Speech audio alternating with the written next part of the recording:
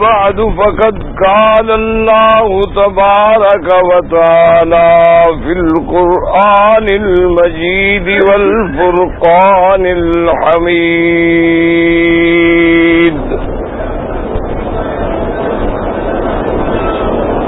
أعوذ بالله من الشيطان الرجيم. بسم الله الرحمن الرحيم.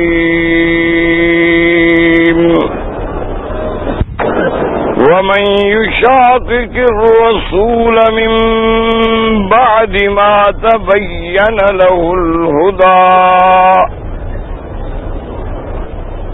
ويتبع غير سبيل المؤمنين نوله ما تولى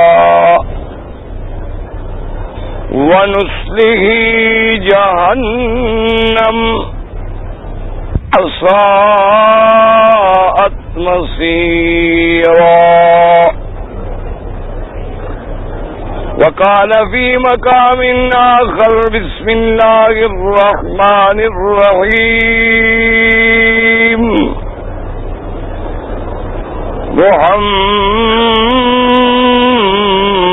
محمد رسول الله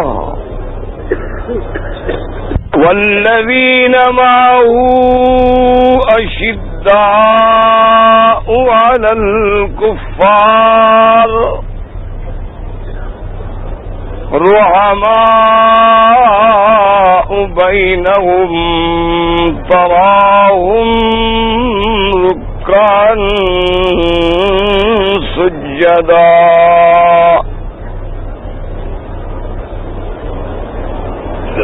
يبتغون فضلا من الله ورضوانا. قال النبي صلى الله عليه وسلم: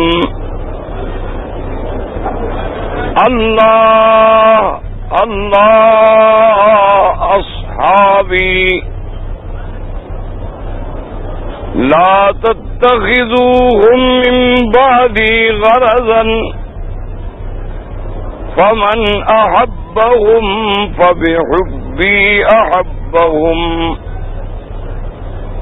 ومن أبغضهم فببغضي أبغضهم ومن آذاهم فقد آذاني ومن آذاني فقد آذى الله ومن آذى الله فيوشك أن يأخذه أو كما قال النبي صلى الله عليه وسلم. صدق الله العلي العظيم وصدق رسوله النبي الكريم ونحن على ذلك لمن الشاهدين ومن الشاكرين والحمد لله رب العالمين.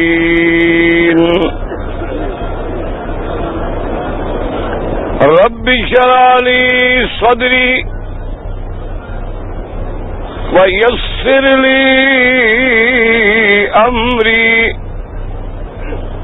واحلل عقدة من لساني يفقهوا قولي. سبحانك لا علم لنا إلا ما علمتنا إنك أنت العليم الحكيم. برادران اسلام، واجب الاحترام بزرگوں، دوستوں اور بھائیوں، اللہ تبارک و تعالی کے کلام مبارکہ میں سے چند آیات مبارکہ اور آقا انعام دار سرکار مدینہ سیدنا محمد مصطفیٰ صلی اللہ علیہ وعلی آلہ واصحابہ وسلم تسلیما کثیرا کثیرا کے فرامین مبارکہ میں سے ایک حدیث تلاوت کی ہے۔ دعا فرمائیں کہ اللہ تبارک و تعالی اس عاجز کو مال آل صحت عافیت کاملہ دائمہ اور حق بات بیان کرنے کی توفیق عطا فرمائیں۔ اللہ تبارک و تعالی ہم سب کو حق پر چلنے کی توفیق عطا فرمائیں، اور پروردگار عالم تمام آنے والوں کی حاضری منظور و مقبول فرمائیں، اور ہم سب کی ظاہری باطنی روحانی جسمانی نفسانی بیماریاں پریشانیاں سب اپنی رحمت سے دور فرمائیں۔ میں نے آج کے موضوع میں جو آیات تلاوت کی ہیں ان کا تعلق ہے اصحاب رسول اللہ صلی اللہ علیہ وسلم سے، کیونکہ آج محرم کی ابتدا ہے اور پورے عالم میں جہاں جہاں بھی بعض اصحاب رسول سے بغض رکھنے والے لوگ ہیں، جماعتیں ہیں، ان دنوں میں خاص طور پہ اہل بیت کی محبت کے پردے میں بغض صحابہ کا سبق پڑھاتے ہیں، اور یہ بات واضح ہے، سمجھ لیں کہ ہر باطل فرقہ کسی دھوکے میں کسی انداز میں مسلمانوں کے عقیدے اور ایمان پہ حملہ کرتا ہے، کیونکہ دنیا میں یہ کبھی نہیں ہوتا کہ بازار میں دودھ بکتا ہو اور کوئی لینے جائے تو دکاندار یہ کہے کہ بھئی ایک سیر دودھ لو گے لیکن آدھا پانی بھی میں ساتھ دوں گا، تو کوئی آدمی بھی اس سے سودا لینے کے لیے تیار نہیں ہو سکتا، لیکن اسی پانی کو دودھ میں ملا دے تو پھر ہر آدمی بھول کے دھوکے میں لے کے آ جاتا ہے دودھ سمجھ کر۔ اسی لیے ہمیشہ یاد رکھا کریں کہ جتنے دنیا میں باطل فرقے ہیں ابھی تو وہ حب نبی کے پردے میں، یعنی بظاہر تو محبت رسول کا دعویٰ ہوگا، عشق رسول کا دعویٰ ہوگا، اور اس کے پردے میں بدعات اور پھر بدعات سے شرک پہ پہنچائیں گے، چونکہ دعویٰ عشق رسول کا ہے تو آدمی دھوکے میں آ جاتا ہے۔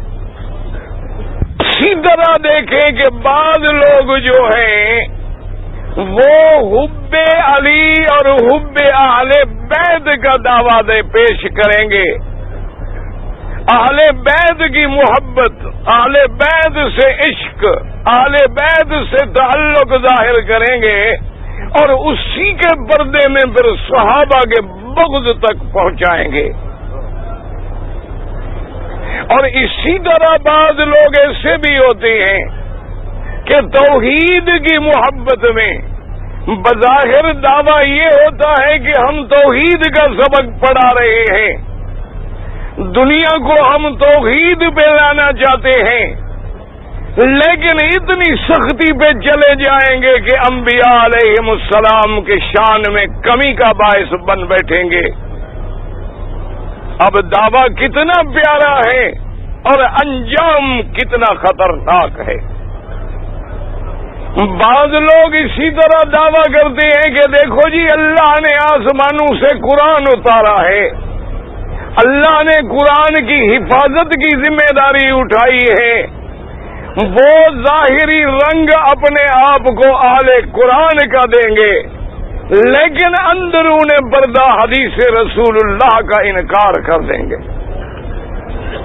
اسی طرح دنیا میں جتنے باطل فرقے ہیں، کبھی کوئی کھل کے نہیں کہتا کہ میں باطل ہوں، ابھی کوئی کھل کے نہیں کہتا کہ میں راستے سے ہٹا ہوا ہوں۔ ہر آدمی یہ کہتا ہے کہ میرا طریقہ، میرا مذہب، میری جماعت، میرا مرشد، میرا استاد، میرا مدرسہ ٹھیک لائن پہ جا رہا ہے اور باقی سب جو ہیں وہ بھٹکے ہوئے ہیں۔ تو اس لیے اللہ رحمت فرمائے، ورنہ یاد رکھے کہ اہل بیت رسول بھی ہماری آنکھوں کے تارے ہیں۔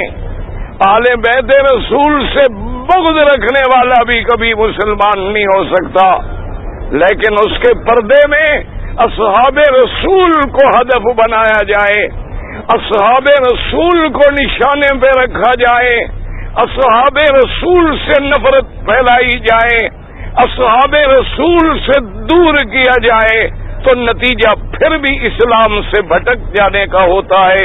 اس لیے دعا کریں کہ اللہ تبارک و تعالی اس گھر کی برکات و ثمرات، حرمین شریفین کی عظمت، اللہ کے کعبے میں انوار و تجلیات، اللہ کے کعبے میں برسنے والی رحمتوں کے طفیل میں ہر کلمے پڑھنے والے کو صراط مستقیم نصیب فرما دے۔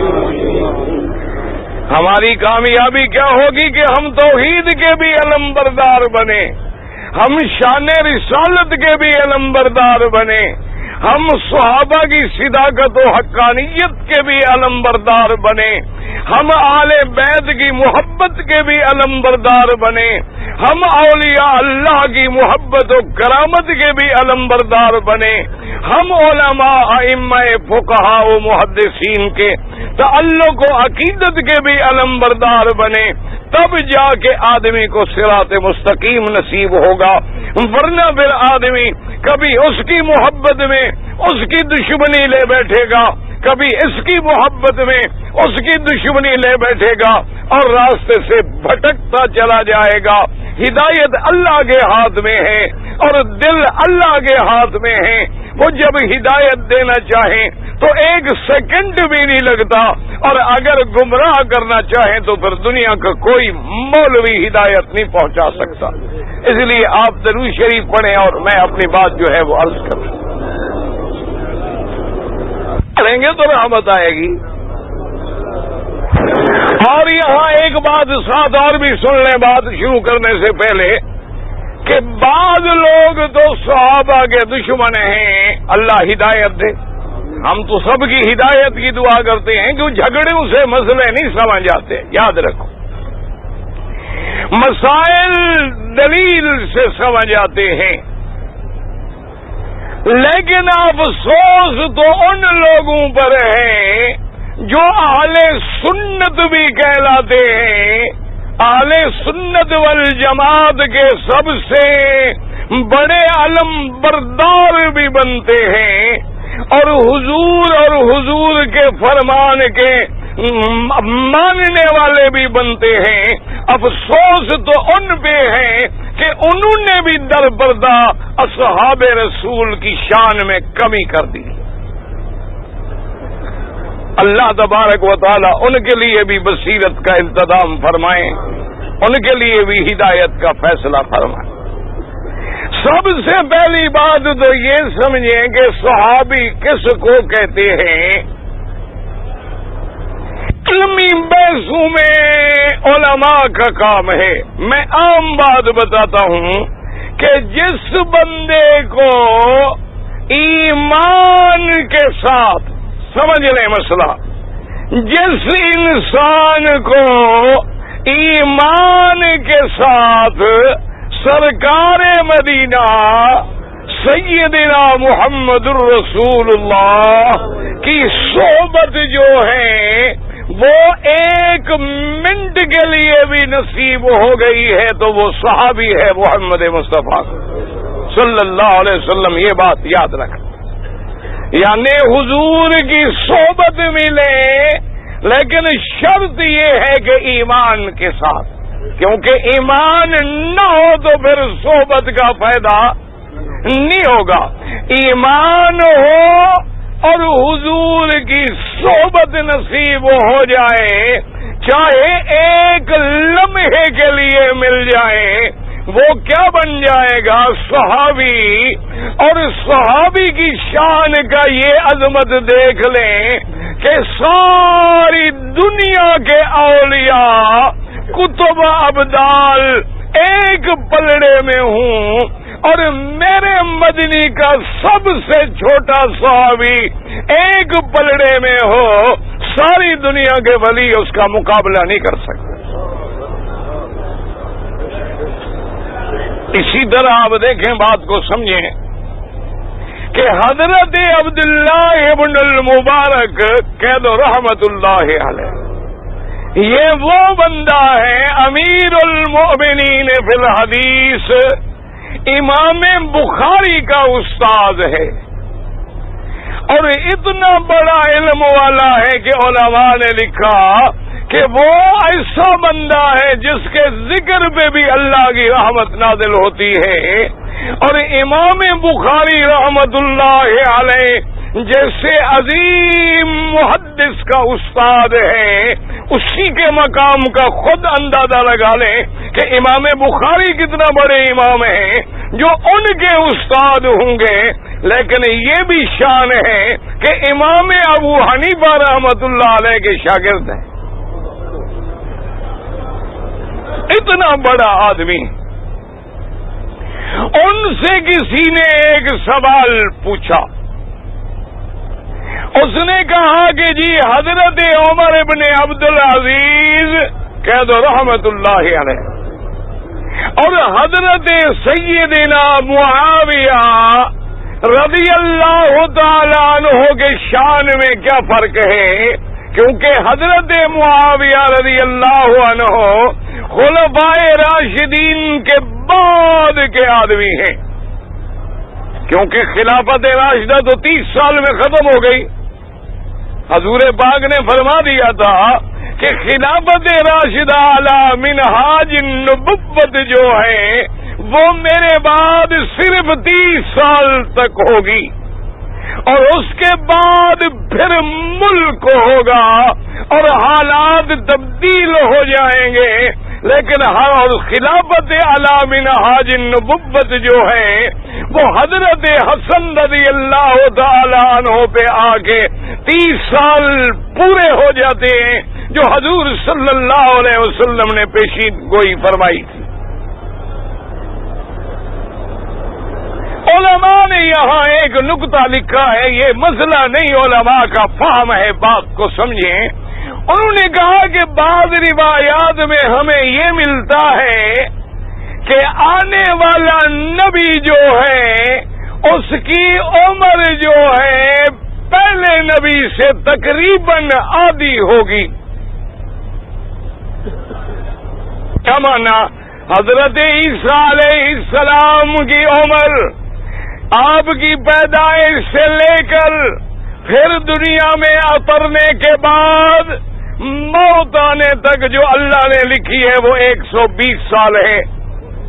اور ان کے بعد جب میرے آقا سرکار دو عالم آئے تو میرے مدنی پاک کی عمر 63 سال ہے اور تقریباً ان کی آدھی ہو گئی. تو خدا کی شان ہے کہ اللہ کو یہ منظور تھا کہ میرے مدنی کے بعد کوئی نبی نہیں ہوگا، لیکن جو خلافت علی منہاج نبوت ہوگی وہ بھی حضور کی عمر کی آدھی ہو گئی. یہ اللہ کی شان ہے، اللہ تبارک و تعالیٰ کے فیصلے ہیں، خدا کے ہر فیصلے اور حکمت پہ ہمارا ایمان. تو ان سے پوچھا گیا کہ جناب یہ بتائیں کہ عمر ابن عبدالعزیز جو تابعین میں صف اول کا آدمی ہے، جس کو عمر ثانی کا لقب ملا ہے، جو وقت میں زاہد بھی ہے، عابد بھی ہے، خلیفۃ المسلمین بھی ہے، اور جس کے عدل نے دنیا کو حضرت عمر کی یاد دلا دی. انہوں نے کہا جی ان کا مقام اور حضرت سیدنا معاویہ رضی اللہ عنہ میں کیا فرق ہے؟ تو پتہ ہے انہوں نے کیا جواب دیا؟ انہوں نے کہا پوچھنے والے عجیب آدمی ہو، تمہارا تو کوئی عقل ہی نہیں. انہوں نے کہا کیا بات ہے؟ انہوں نے کہا حضرت معاویہ نے حضور کے زمانے میں جو جہاد کیا ہے اور جس گھوڑے پہ بیٹھے ہیں گھوڑا دوڑایا ہے اس کے پاؤں سے مٹی اڑی ہے، گھوڑے کی ناک میں میل بن گئی ہے. عمر ابن عبدالعزیز تو اس میل کے برابر بھی نہیں ہو سکتا. نے کہا کیوں؟ اس نے کہا معاویہ نے تو محمد مدنی کو دیکھا ہے، حضور کے صحابی ہے، اس کا کون مقابلہ کرے؟ لاکھ بندہ ولی بن جائے لیکن حضور کی زیارت کا مقابلہ. تو جس نے ایک منٹ میں ایمان سے حضور کی صحبت حاصل کی ہو، باقی محدثین کی تحقیقیں ہیں کہ رویت شرط ہے پھر روایت شرط ہے یا نہیں، یہ علمی بحثیں ہیں، ان کا آپ سے کوئی تعلق نہیں. موٹی بات یاد رکھیں، جسے ایمان سے مدنی کی صحبت مل گئی وہ صحابی بن گیا. کہہ دو رضی اللہ عنہ. اور شان دیکھیں میرے آقا سرکار دو عالم، جب نام آئے تو میں نے کیا عرض کیا تھا؟ حاجی بھی اب کچھ تھک شک گئے، آنے کے دن آ گئے، بیچارے رات دن فکر میں ہیں کہ خدا کب جلدی نکالتا ہے. اپنے ملک میں ہوں تو کہتے ہیں مولا مولا اپنا دربار بلا لے، یہاں کہتے ہیں اللہ میاں جلدی بس نکال. تو کوئی دیکھا نہیں ہے کہ 12 تاریخ کو کنگریوں پہ جو مرے ہیں کیوں 11 بجے سے سامان سر پہ لے کے کھڑے ہیں کہ بس 12 بجے مارے بھاگے. انا للہ و انا الیہ راجعون. تو میرے آقا سرکار دو عالم سب کہہ دو صلی اللہ علیہ وسلم، اور جو کھڑے ہیں نا مہربانی کرو بیٹھ جا. سرکار دو عالم صلی اللہ علیہ وسلم قافلے کی سربراہی میں تشریف لا رہے ہیں. سامنے ایک آدمی اونٹنی پہ آیا، اشارہ کیا کہ روکے روکے قافلہ. حضور نے اپنا اونٹ روک دیا، قریب آیا، آ کے پوچھتا ہے کہ قافلے والوں مجھے مدینے کا رستہ بتلا دو، دعا کرو اللہ ہر مسلمان کو نصیب کرے، بار بار نصیب کرے، جب تک زندہ رہے نصیب کرے. اللہ پاک مکے مدینے کا ادب نصیب کرے، اس کے برکات و ثمرات نصیب کرے. خدا کی قسم ہے یا رحمت کی تو نہریں بہتی ہیں پر ہمیں لینا نہیں آتا. جیسے دریا بہ رہا ہو، آدمی تیرنا نہ جانتا ہو تو اندر داخل نہیں ہو سکتا. کنواں موجود ہو لیکن رسی نہیں ڈولنی تو پانی نہیں نکال سکتا. بازار کھلا ہوا ہے، جیب میں پیسہ نہیں تو چیز نہیں خرید سکتا. یہی وجہ ہے کہ حرمین کی رحمتیں برس رہی ہیں، برکات برس رہی ہیں، لیکن ہم گناہوں کی وجہ سے، روسیاہی کی وجہ سے، اپنے اعمال کی گندگی کی وجہ سے، اپنی ناپاکی کی وجہ سے زبان ہلاتے ہیں تو گناہوں سے گندی ہے، ہاتھ اٹھاتے ہیں تو گناہوں سے آلودہ ہے، قدم اٹھاتے ہیں تو گناہوں سے لتڑے ہوئے ہیں. اس لیے ہم وہ برکتیں حاصل نہیں کر پا رہے. ورنہ تو یہ تو وہ دروازے ہیں کہ ساری دنیا پہ بھی رحمت ہے، لیکن اللہ کے گھر پہ تو خصوصی رحمتوں کا نزول ہے. اللہ تبارک و تعالیٰ کے حرمین میں، اور یہاں بھی حرم ہے وہاں بھی حرم ہے، اللہ نے یہاں بھی شان والا اپنا گھر بنا دیا، وہاں میرے مدنی کا مدفن بنا دیا ہے، وہاں بھی شان ہے. حضور آ رہے ہیں، اس آدمی نے سوال کیا مدینے کا. حضور نے فرمایا کیوں پوچھتے ہو؟ اس نے کہا میں مدینہ جانا چاہتا ہوں، میں نے سنا ہے کہ مدینے میں ایک اللہ کا نبی ہے جس کا نام محمد رسول اللہ ہے صلی اللہ علیہ وسلم، میں ان کی تلاش میں ہوں، میں ان پر ایمان لانے کی طرف میں ہوں، راستہ بھولا ہوا ہوں۔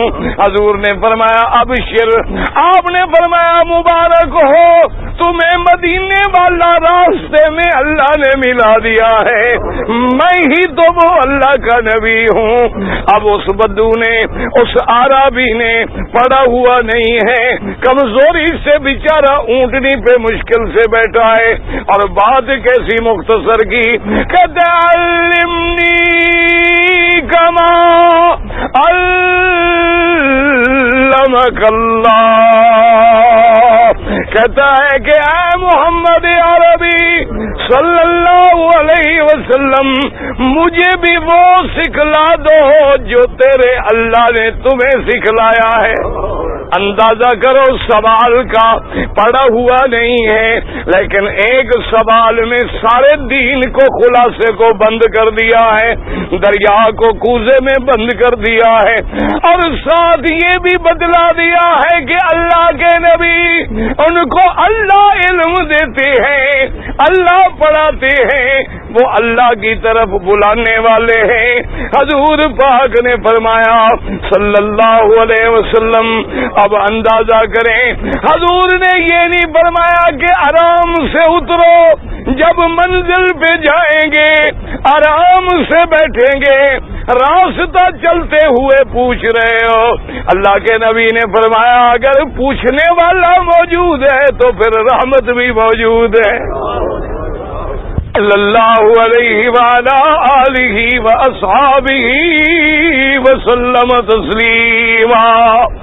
میرے مدنی پاک نے ایمان کی شرائط پڑھائی، حضور پاک نے بتلایا اللہ پہ ایمان، اللہ کی کتابوں پہ ایمان، اللہ کے ملائکہ پہ ایمان، اللہ کی تقدیر پہ ایمان، اللہ کے رسولوں پہ ایمان، قضاء و قدر پہ ایمان۔ وہ چپ کر کے اونٹنی پہ بیٹھا سن رہا ہے، جب سرکار نے بات ختم کی، صحابہ کہتی ہیں اس بندے نے کیا کہا، کہتے قد اقررت بذالک، یعنی کلمہ بھی نہیں پڑھا بیچارے نے، لا الہ الا اللہ محمد رسول اللہ، صرف اتنی کا قد اقررت بذالک، کہ میرا مدنی صلی اللہ علیہ وسلم آپ نے جو کچھ فرمایا ہے میں اس پہ اقرار کرتا ہوں، میں تسلیم کرتا ہوں۔ صحابی کہتی ہیں کہ ابھی لفظ پورے ادا نہیں ہوئے بیچارے کے، کاف ابھی نکلا تھا، اونٹنی کا پاؤں کسی غار میں گیا، اونٹنی کو جو دھکا لگا اور گرا، بیچارہ فوراً شہید ہو گیا، ختم۔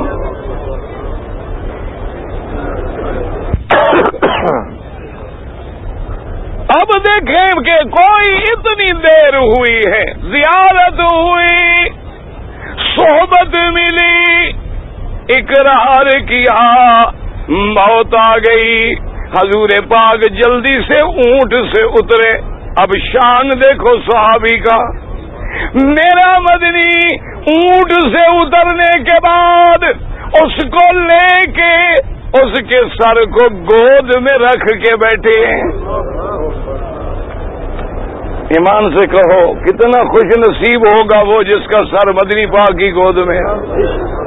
نا ایمان، ہم تو مکے مدینے سے جاتے ہیں تو لوگ چومتے ہیں، ہاتھ لگاتے ہیں، دعوتیں دیتے ہیں، ان کو ہمارے گناہوں کا پتہ نہیں ہوتا، لیکن ہم صرف مکے مدینے سے جو ہو آئے، صرف یہ نسبت جو ہو گئی ہے، اس نسبت سے لوگ ہماری عزت کر رہے ہیں۔ لیکن وہ کیا شان والے ہیں جن کے سر جو ہے مدنی پاک نے گود میں رکھا ہو، اور اسی سے اندازہ لگا لو کہ اس کی کیا شان ہوگی۔ یہ تو نبی کی گود ہے، اس کا سر ہے، اس کی کیا شان ہوگی کہ گود صدیق کی ہے اور سر محمد مصطفیٰ کا صلی اللہ علیہ وسلم رضی اللہ عنہم وارضا۔ اور حضور نے پتہ کیا فرمایا، آپ اس کے ہاتھ پھیر رہے ہیں، اس کے جنازے کی تیاری کر رہے ہیں، اور فرمایا صحابہ یہ چند دنوں سے بھوکا ہے، درختوں کے پتے کھا کھا کے مجھے ڈھونڈ رہا تھا، اور مجھے اللہ نے دکھلایا ہے کہ اب جنت کے کھانے تیار ہو رہے ہیں۔ وجہ کیا ہے کہ 1 منٹ کی صحبت ملی تو مقام کہاں پہنچ گیا۔ اب صحابی کے مقام کا اندازہ لگائیں کہ میرے ماں نبی نے خود تولا ہے۔ فرمایا لا تسبوا اصحابی، فرمایا خبردار میرے مدنی کے صحابہ کو کبھی گالی نہ دینا۔ ایمان سے کہیں سرکار دو عالم کے ہر لفظ میں حکمت ہے کہ نہیں؟ جب حضور یہ فرما رہے ہیں تو اندازہ ہو رہا ہے کہ ایک دور آئے گا جب صحابہ کو بھی گالیاں ملیں۔ اور حاجیوں اللہ نے تمہیں حج نصیب کیا ہے، کعبے میں بیٹھے ہو کہہ دو الحمدللہ۔ ابھی تم نے غور کیا ہے کہ آخر 1400 سال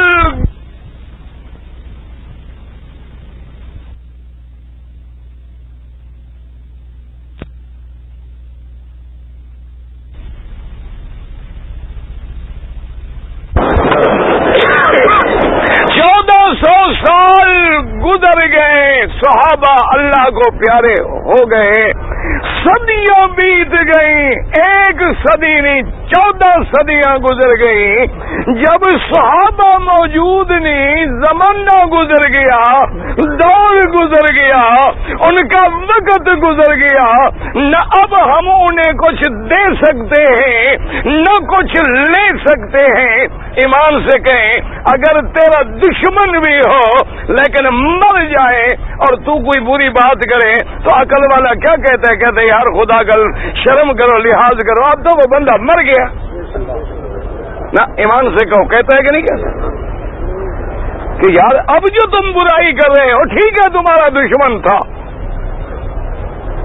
ٹھیک ہے وہ برا تھا، لیکن وہ مر گیا ہے، اب کیا برائی کر رہے ہو؟ تو آخر وجہ کیا ہے کہ 1400 سال گزر گئے، وہ زمانہ بیت گیا، وہ صدیاں بیت گئی، چلو تمہیں کوئی دشمنی بھی ہے تو ان کے اتنے زمانے کے بعد اب دشمنی کرنے کا کیا فائدہ ہے؟ اب ہم خلافت کے مسئلے پہ لڑیں تو کیا کوئی خلافت چھین لے گا؟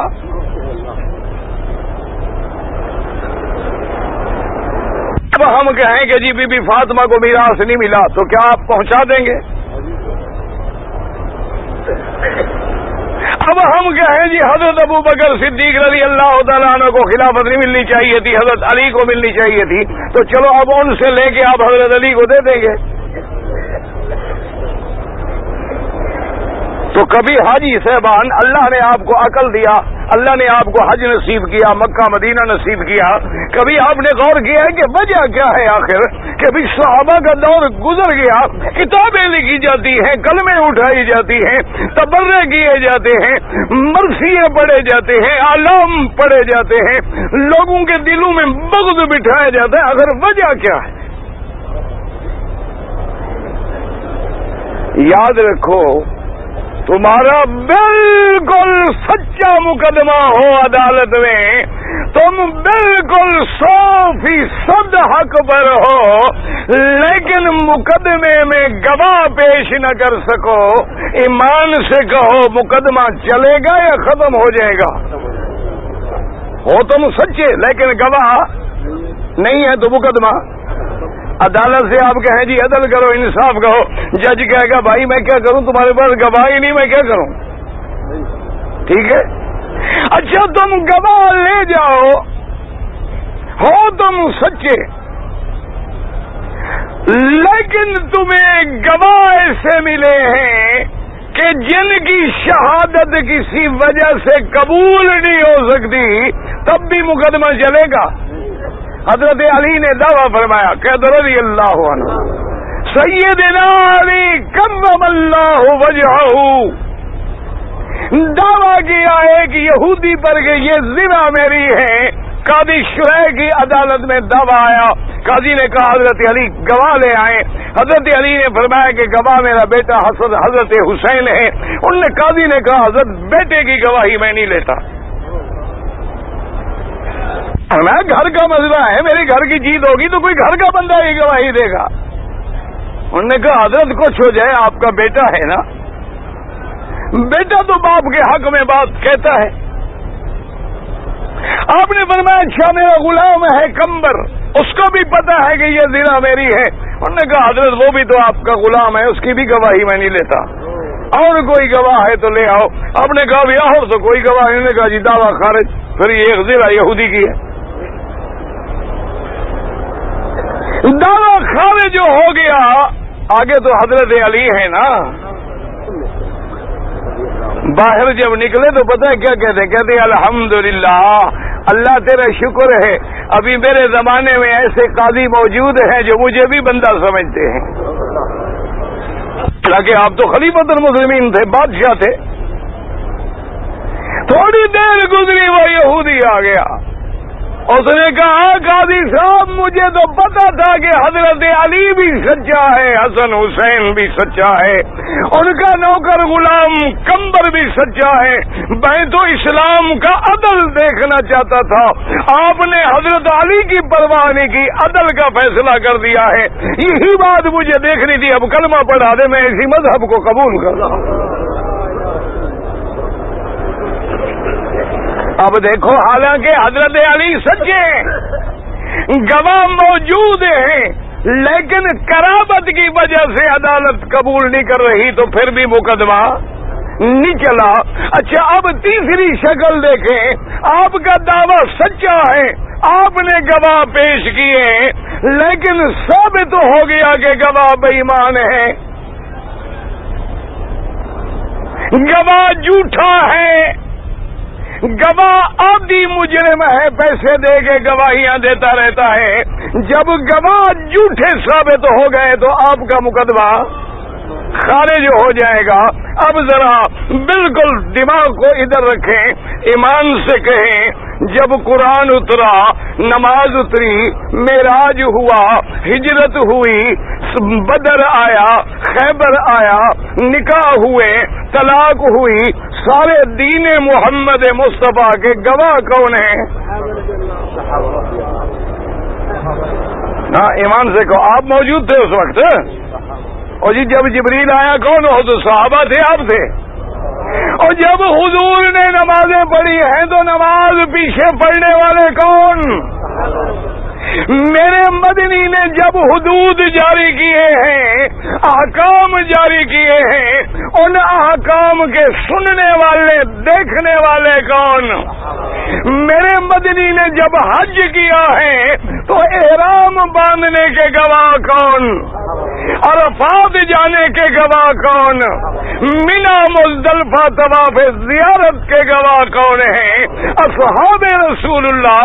اور اصحاب رسول اللہ پہ حملہ کر کے انہیں جھوٹا ثابت کر دو تو دین محمد کا مقدمہ ختم ہو گیا. جب گواہی غلط تو کون ثابت کرے گا کہ 9 کو عرفات جانا ہے, پتہ ہے 10 کو جانا ہو. اس لیے سمجھے مقام صحابہ. اللہ اکبر. اللہ نے اپنے قرآن میں کیا مقام دیا ہے, سبحان اللہ. اللہ نے فرمایا جو میرے نبی کی اطاعت کرے اس نے میری اطاعت کی ہے. یعنی مدنی پاک کی اطاعت کس کی اطاعت ہے؟ حضور کی اتباع کس کی اتباع ہے؟ اللہ کی. یعنی اللہ نے اپنے نبی کو اس مقام پہ پہنچا دیا ہے. وَمَن يُطِعِ الرَّسُولَ فَقَدْ أَطَاعَ اللَّهَ. فرمایا جو بندہ میرے مدنی, میرے پاک رسول سرکار دو عالم کی اطاعت کرے اس نے دراصل میری اطاعت کی ہے. اور کہیں فرماتے اطیعوا اللہ واطیعوا الرسول,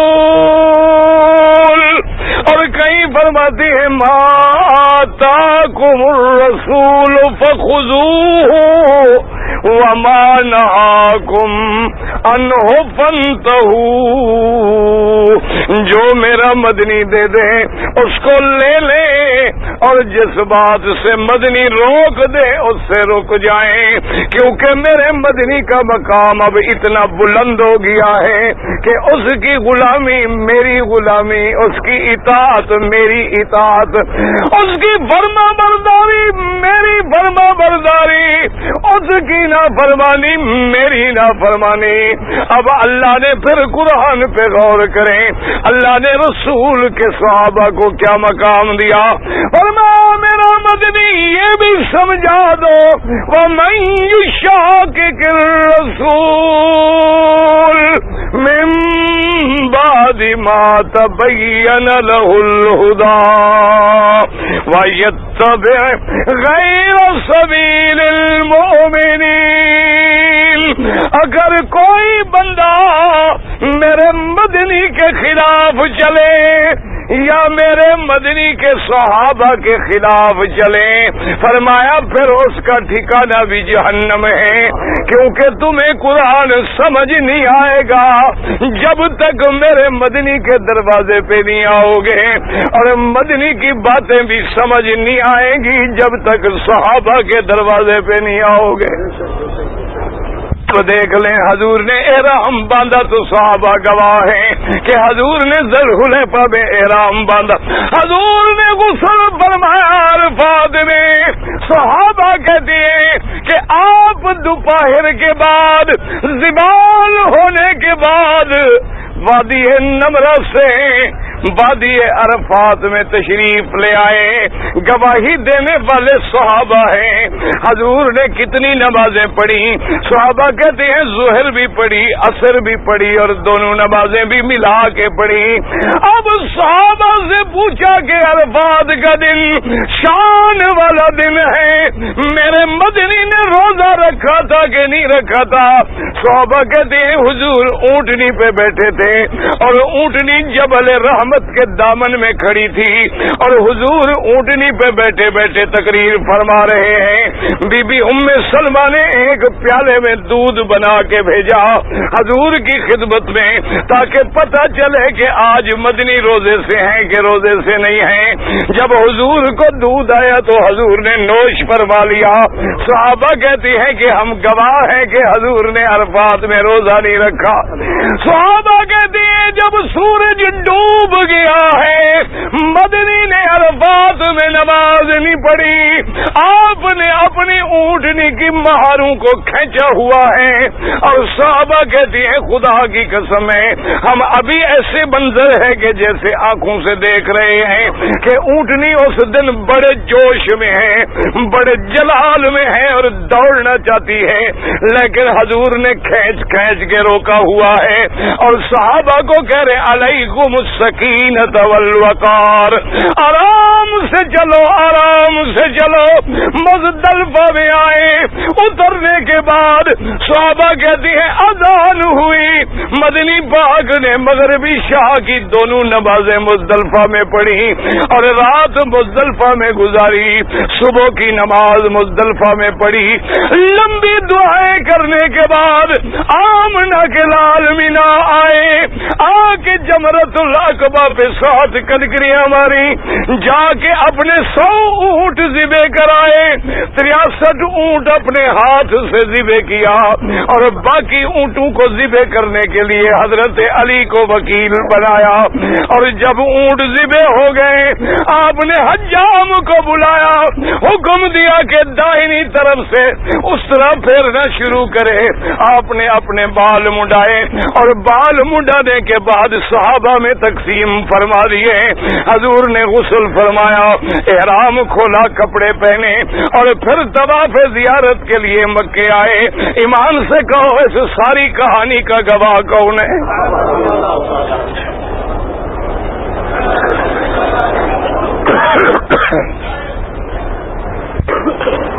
اللہ۔ اب دیکھیں کیا مقام دیا ہے اللہ نے میرے پاک نبی کا، تو صلی اللہ علیہ وسلم جب نام آئے درود پڑھا کریں، اور آج کعبے میں بیٹھے ہو، دل سے دعا کرو، جن کے دل میں صحابہ سے بغض ہے اللہ ان کو ہدایت۔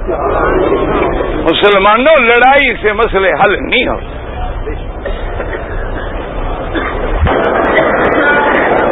اصل مسئلے حل تب ہوں گے کہ میرا مولا ہدایت کے فیصلے کر دے۔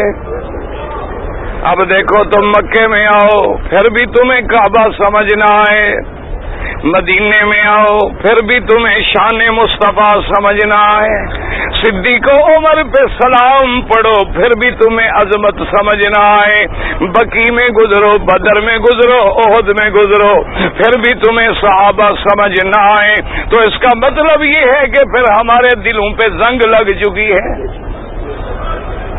حضور نے شان بیان کی، فرمایا سنو، لو ان احدکم انفق مثل احد ذهبا ما بلغ مد احدهم ولا نصيفه۔ اب شان دیکھیں میرے مدینے صحابی کا کیا شان بیان ہے۔ فرمایا کہ میری امت سن لو، اگر کوئی غیر صحابی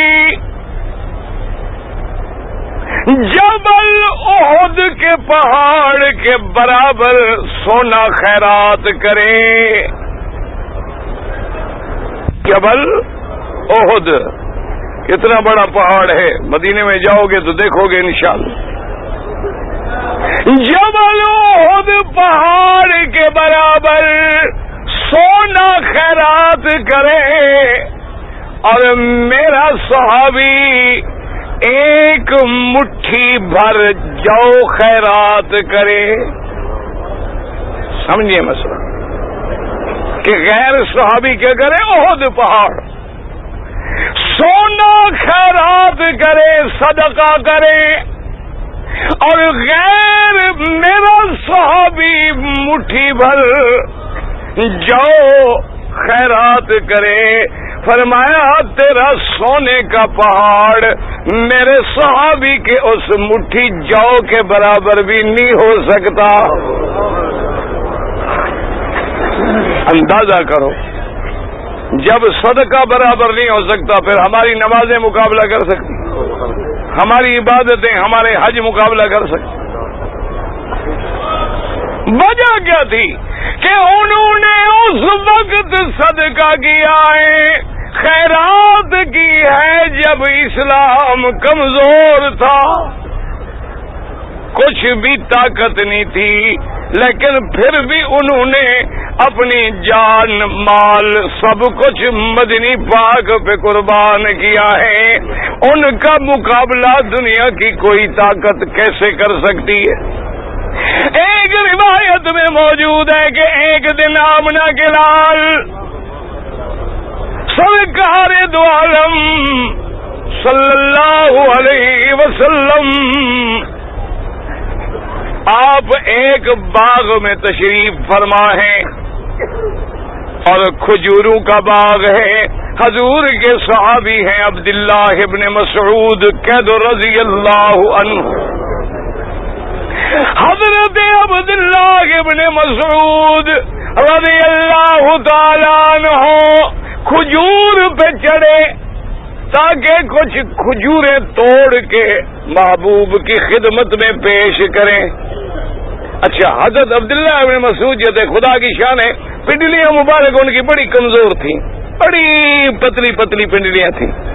ایک صحابی نے جب دیکھا نا پنڈلیوں سے ذرا کپڑا اونچا ہوا کہ پتلی پنڈلیاں، تو ایک صحابی کو ہنسی آ گئی کہ دیکھو کیسی پتلی پتلی پنڈلیاں ہیں۔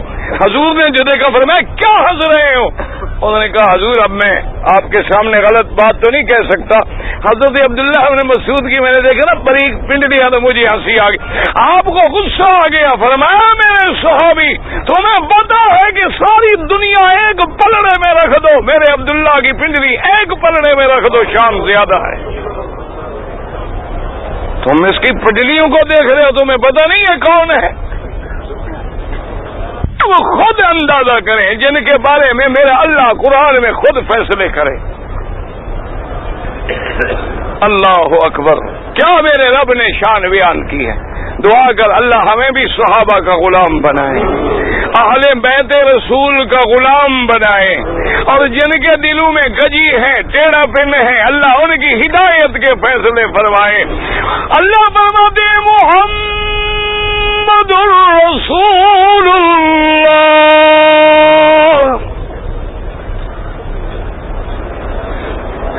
اور آگے شان دیکھو قرآن کی، کہتے ہیں والذین معہ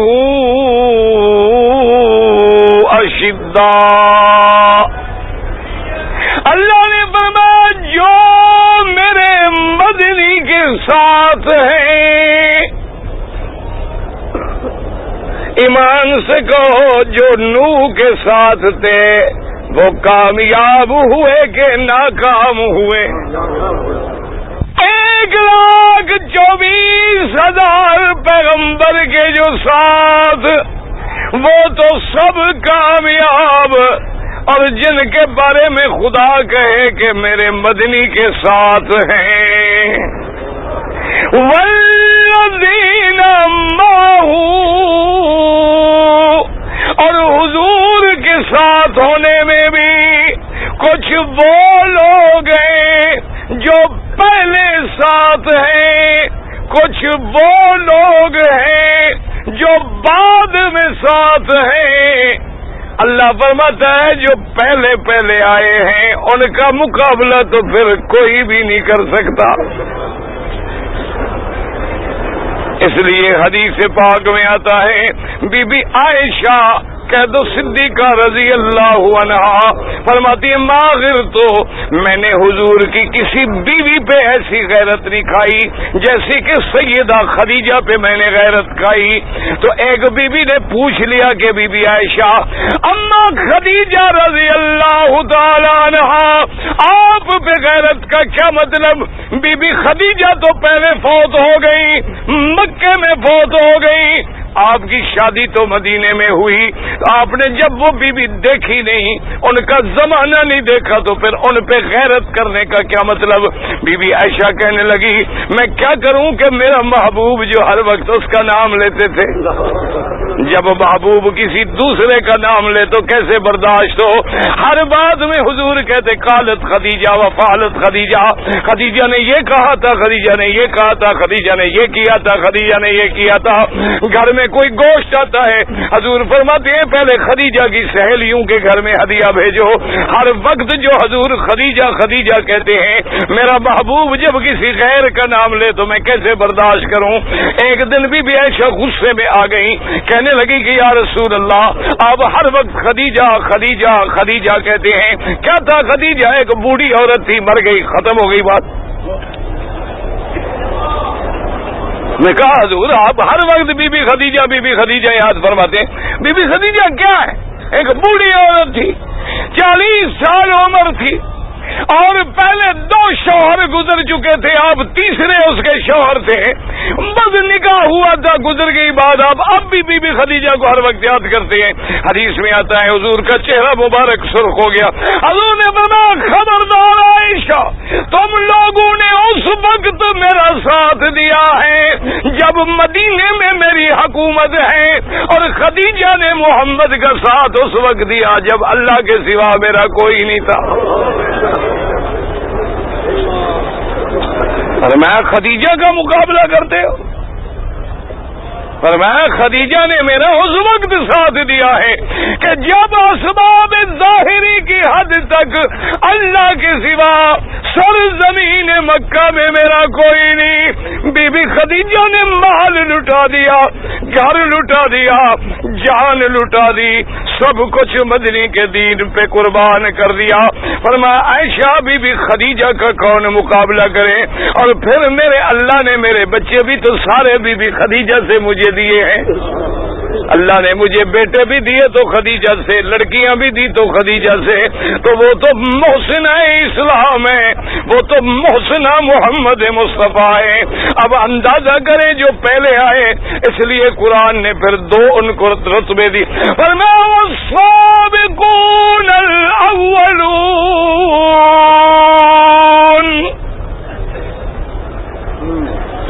والسابقون الأولون من المهاجرين والأنصار.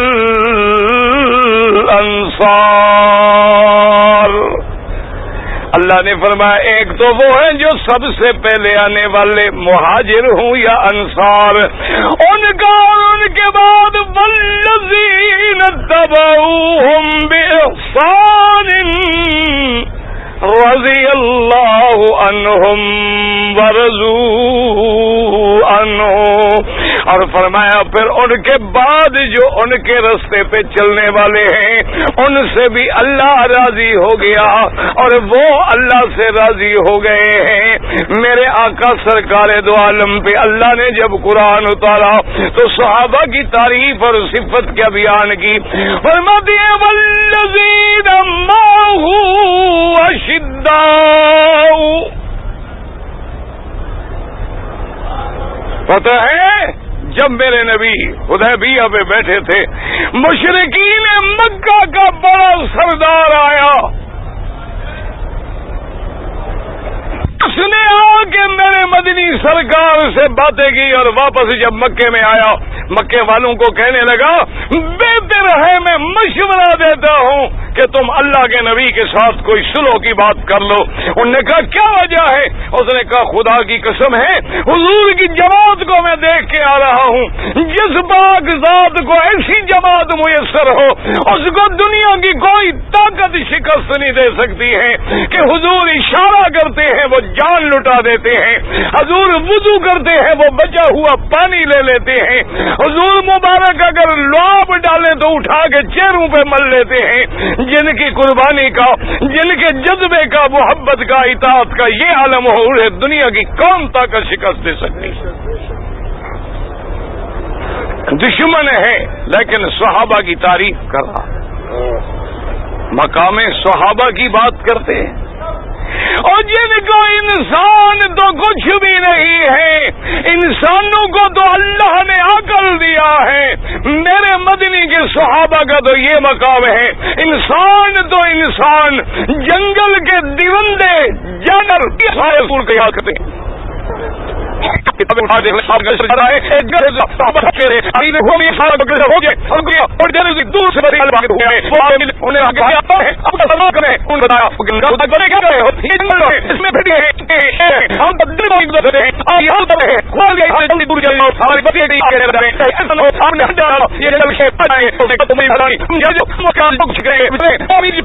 کھڑا ہو گیا اور کہتے ہیں جنگل کے کتوں سن لو ہم سب دیں اصحاب رسول اللہ. ہم کون ہیں اصحاب؟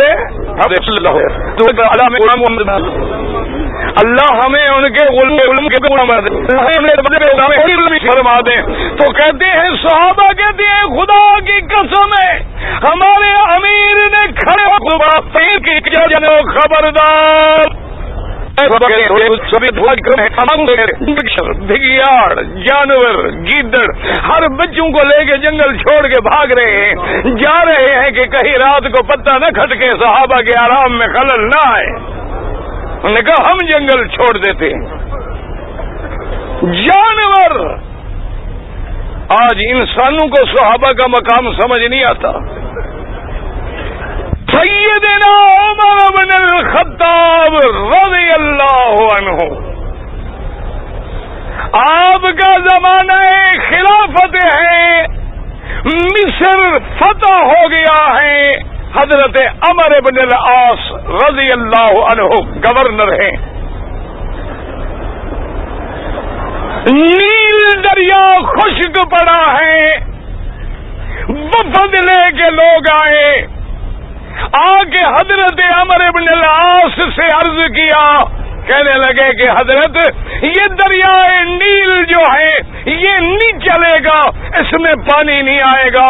ایک رسم چلی آ رہی ہے صدیوں سے کہ ایک خاص مہینہ آتا ہے اس میں ایک تاریخ آتی ہے. ہم ایک نوجوان خوبصورت لڑکی بالکل کنواری عین جمال والی کو زیور پہنا کے لباس پہنا کے دریا کی بھیٹ چڑھاتے ہیں, دریا کی نظر کرتے ہیں, درمیان دریا میں جا کے دفن کر دیتے ہیں, پھر دریا بہتا ہے. اب آپ مسلمان ہیں, آپ آ گئے, دریا خشک پڑا ہے, ہمیں اجازت دیں کہ ہم اپنی منت پوری کریں.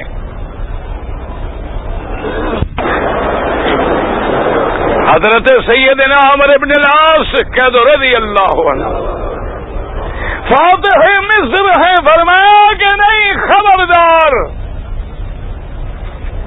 اسلام ایسی قربانی نظروں کی اجازت نہیں دیتا. یہ مشرکوں کی رسمیں ہیں کہ کبھی بندوں کو بھیٹ چڑھاتے ہیں, کبھی بلیدان کرتے ہیں, کبھی بتوں کے قدموں میں انسانوں کا خون نچھاور کرتے ہیں. یہ سب جادوگروں کی جادوگری ہے, جھوٹ ہے, ہم یہ نہیں کر سکتے. میں حضرت عمر کو خط لکھتا ہوں. حضرت عمر کو خط لکھا. حضرت عمر نے خط لکھا من امیر المومنین عمر بن الخطاب, فرمایا کہ گورنر میرا خط آ رہا ہے, خط جا کے دریا میں رکھ دو, بہنا ہے تو بہے گا ورنہ اللہ ہمیں پانی دے سکتے ہیں. ایمان سے کہو دریا خط بھرتے ہیں, لیکن گورنر کو خط ملا, کہتے خط لے کے میں گیا اور درمیان دریا میں رکھا. کہتے خدا کی قسم ہے خط رکھ کے واپس آئے, اسی رات 16 ہاتھ پانی چڑھ گیا.